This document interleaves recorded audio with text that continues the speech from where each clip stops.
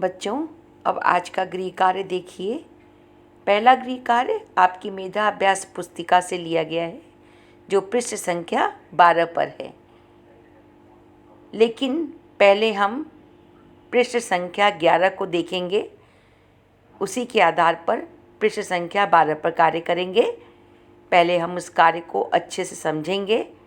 इसमें एक अनुच्छेद दिया गया है।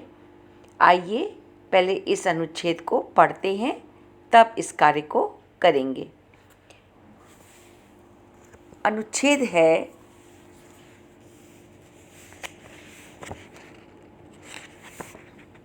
तैराकी न केवल एक खेल है, अपितु यह कला, व्यायाम तथा मनोरंजन का भी प्रमुख साधन है। यही कारण है कि तैराकी दिन प्रतिदिन लोकप्रिय खेल बनती जा रही है। आज राष्ट्रीय तथा अंतर्राष्ट्रीय स्तर पर तैराकी प्रतियोगिताओं का आयोजन किया जा रहा है। 10 से 17 वर्ष की आयु वाले बालकों की राष्ट्रीय प्रतियोगिताओं को 4 भागों में बांटा जाता है। भारत के अनेक तैराक राष्ट्रीय तथा अंतर्राष्ट्रीय प्रतियोगिताओं में भाग लेते हैं। आरती प्रधान इंग्लिश चैनल पार करने वाली महिला तैराकियों में उल्लेखनीय है।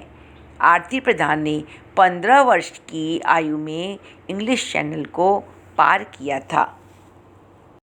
अब नीचे प्रश्न को देखते हैं। प्रश्न दिया हुआ है, ऊपर दिए गए अनुच्छेद का मुख्य विषय क्या है? बच्चों, मुख्य विषय मुख्य बिंदु को कहते हैं, जिसके इर्द गिर्द पूरी कहानी चलती रहती है। यहाँ पर तैराकी के बारे में चर्चा हो रही है और बताया जा रहा है कि यह सभी लोगों का प्रिय खेल है। अतः लिखेंगे तैराकी एक लोकप्रिय खेल। अब दूसरे प्रश्न को देखिए, मुख्य विषय को प्रमाणित करती पंक्तियाँ लिखें। तो बच्चों, मुख्य विषय में आपने लिखा है कि तैराकी एक लोकप्रिय खेल। यह विषय आपको ऊपर दिए गए माने इस विषय को आपने ऊपर दिए गए अनुच्छेद से लिया है। अनुच्छेद की उन पंक्तियों को क्या करना है, यहाँ पर ज्यों का त्यों उतार देना है। जहाँ पर आपको लगे कि आपके मुख्य विषय को प्रमाणित कर रही हैं ये पंक्तियाँ, उन पंक्तियों को आप यहाँ पर ज्यों का त्यों उतार देंगे। तो बच्चों, आपने पृष्ठ संख्या 12 को समझ लिया अच्छे से। अब हम आज का गृह कार्य करेंगे, जो पृष्ठ संख्या 11 पर है। इसमें सबसे ऊपर पहले पाठ का नाम लिखेंगे, ओलंपिक खेल। फिर उसके नीचे दिनांक लिखेंगे, नैतिक मूल्य लिखेंगे, सद्भावना, क्योंकि आपने इस नैतिक मूल्य को अपनी कॉपी में भी लिखा है, आप वहाँ से भी लिख सकते हैं। दिनांक जरूर लिखिएगा। इस पृष्ठ का कार्य ओलंपिक खेल पाठ पर आधारित है, अतः यहाँ पर कोई अनुच्छेद नहीं दिया गया है। आपको जो भी प्रश्न आप इसमें उत्तर लिखेंगे, वो सारे प्रश्न के उत्तर आपको ओलंपिक खेल पाठ से ही लेने हैं।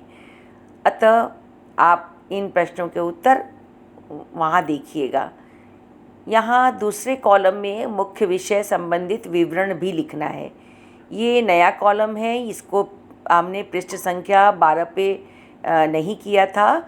मुख्य विषय को आपने शब्दों में यहाँ पर क्या करना है, जो मुख्य विषय आपने लिखा है उसको आपको अपने शब्दों में लिखना है। यहाँ पर विस्तृत ढंग से उसको समझाते हुए मुख्य विषय को लिखना है। इस वाले कॉलम को आपने समझ लिया होगा अच्छे से। अब पहले और तीसरे कॉलम के बारे में हम आपको पहले ही समझा चुके हैं।